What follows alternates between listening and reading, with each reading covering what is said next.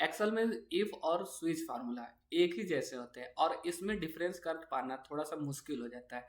तो यहाँ पर मैं आपको बताऊंगा इफ फार्मूला और स्विच फार्मूला में क्या डिफरेंस होते हैं। तो चलिए मैं अब आपको इफ और स्विच फार्मूला में डिफरेंस बताना शुरू करता हूँ। तो अब मैं वीडियो को शुरू करता हूँ, ठीक है।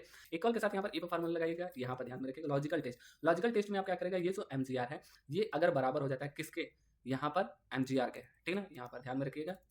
तो एमजीआर के जब बराबर हो जाता है तो फिर क्या आना चाहिए, यहाँ पर वैल्यू ऑफ ट्रू में यहाँ पर डबल कोट के अंदर ध्यान रखिएगा, यहाँ पर मैनेजर आना चाहिए, ठीक है ना। ऐसे मैनेजर लिख दीजिएगा, फिर डबल कोट से बंद करिएगा, फिर कॉमा करेगा, यहाँ पर वैल्यू ऑफ ट्रू में एक बार और इफ लगाए क्योंकि यहाँ पर मल्टीपल कंडीशन चलने वाले हैं तो इसलिए। तो यहाँ पर इफ लगाइएगा, तो यहाँ पर टैप करेगा लॉजिकल टेस्ट में, फिर इसी सेल को सिलेक्शन कर लेने के बाद इक्वल लगाइएगा, यहाँ पर डबल कोट के अंदर यहाँ पर डी भी लिख दीजिएगा, टैप को लिख दीजिएगा, डबल कोट से बंद करिएगा, ठीक है।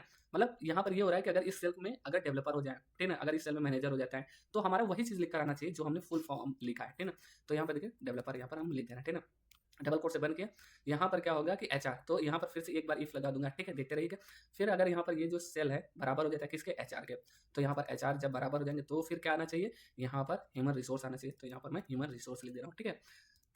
यहाँ पर देखिए मैंने ह्यूमन रिसोर्स लिख दिया, डबल कोट से बन के फिर कॉमा करूंगा, फिर इफ लिखूंगा। देखिए यहाँ पर इफ लिखने के बाद अब क्या रहा है, यहाँ पर एसीसी, यानी कि अगर ये सेल बराबर हो जाता है एसीसी के, यहाँ पर देखिए, ठीक है, डबल कोट से मैंने बंद किया, फिर कॉमा किया और यहाँ पर अकाउंटेंट लिख दूंगा, ठीक है ना। डबल कोट के अंदर क्या, यहाँ पर अकाउंटेंट लिख दिया, ठीक है, ऐसे अकाउंटेंट लिख दिया, फिर कॉमा किया, फिर यहाँ पर इफ लिखूंगा, यहाँ पर ऐसे ही मैं क्या करूंगा, टीएसटी के लिए लिख दूंगा, यहाँ पर सिलेक्शन करूंगा इक्वल के साथ, यहाँ पर टीएसटी डबल कोट से बंद करने के बाद कॉमा, फिर यहाँ पर टेस्टर में लिख दूंगा, टेस्टर ऐसे लिख देने के बाद, अच्छा ध्यान में रखिएगा यहाँ पर डबल कोट्स में इसको बंद करिएगा, ठीक ना, नहीं तो ऐसे दिक्कत करेगा, ठीक ना।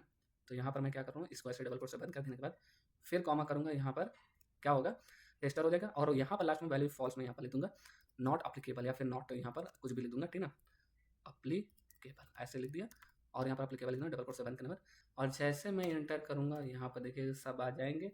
यहाँ पर आपको ड्रैग करके दिखा रहा हूँ, ठीक है, और यहाँ पर देखिएगा इसको इस तरीके से।